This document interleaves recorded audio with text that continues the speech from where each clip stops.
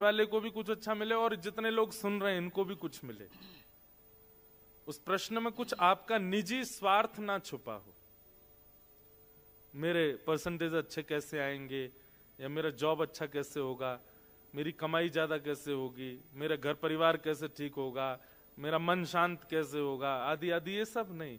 वो प्रश्न कुछ ऐसा होना चाहिए जिससे कुछ पा करके जाए यहाँ के लोग। तो ऐसी जिज्ञासा जरूर कीजिएगा। हमने मन में विचार किया था कि हम नवदा भक्ति, भक्ति के 9 स्वरूप हैं, नवदा भक्ति के ऊपर 3 दिन चर्चा करेंगे। अभी अभी मन में भाव आया, और 3 भक्ति रोज, एक भक्ति मतलब 3 भक्ति आज, 3 कल और 3 परसों, नवदा भक्ति हो जाएगी। अब बाकी तो समय बताएगा कितनी निकल पाती हैं हृदय से। एक बात ध्यान रखिएगा, थोड़ा ऊपर कर लीजिए बस।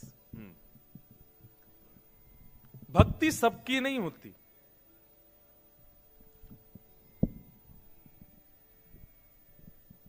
हमारे वैदिक सनातन धर्म में अनेक देवी देवता हैं, सबकी भक्ति नहीं होती, सबकी पूजा होती है। क्या होती है?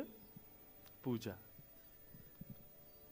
भक्ति उसकी होती है जिनकी हम पूजा कर रहे हैं, वो भी जिसको ध्याते हैं, उसकी भक्ति होती है।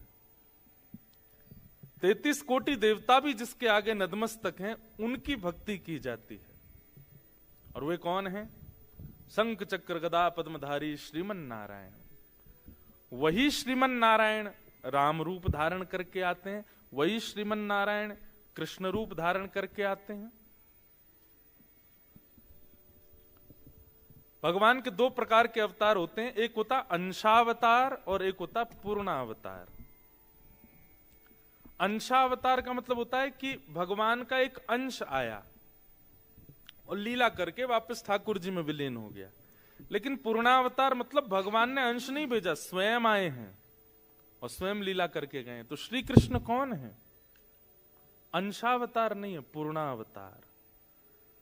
वही शंख चक्र गदा पद्मधारी साक्षात नारायण भगवान 2 भुजा धारण कर लेते हैं, अपनी प्रभुता को गौड़ कर लेते हैं, अपने हृदय के स्वभाव को प्रदान कर लेते हैं और ब्रजमंडल में नंद नंदन बन करके आ जाते हैं।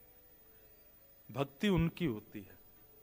श्री कृष्ण की पूजा नहीं होती, हमारी किशोरी जी की पूजा नहीं होती, हमारे वृंदावन चंद की पूजा नहीं होती, भक्ति होती है। और भक्ति और पूजा में अंतर क्या है?